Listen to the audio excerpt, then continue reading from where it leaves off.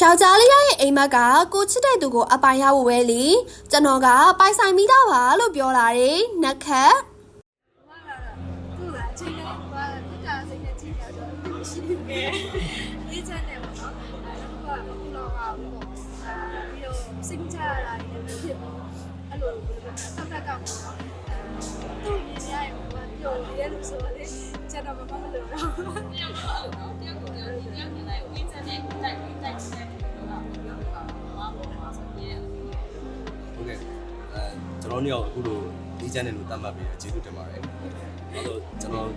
အင်တာဗျူးတော့ပြောခဲ့ဘူးပဲဘဝတူတူလေးပါအဲ့တော့အချိန်တူတူလေးအတွင်းမှာဒီချန်လေးနဲ့ကိုရှိတဲ့အနေအထားတစ်ခုပေါ်မှာအခြေနှက်ပြီးနေတာအကုန်လုံးတော့အေးချမ်းပါတယ်မိသားစုတော့လည်းအေးချမ်းတယ်လို့ပတ်ဝန်းကျင်တော့လည်းအေးချမ်းပါတယ်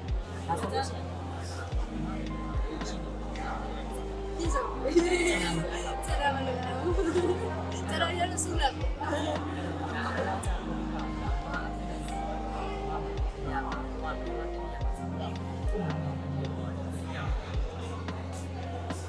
ယောက်ျားလေးတယောက်ရဲ့ဘဝမှာသူကတော်တော်လေးအရေးကြီးတဲ့ကဏ္ဍ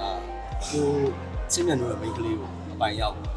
ကျွန်တော်ကအဲ့ဒါကိုအပိုင်ရလာတော့ကျွန်တော်ဘဝတစ်ခုလုံးကပျော်စရာကြီးပဲကဲတော့ဆုလက်ကိုရမှာဒါပေါ့ဒါမြတ်ဆုံးကဆုလက်ကိုဆုလက်ပဲပေါ့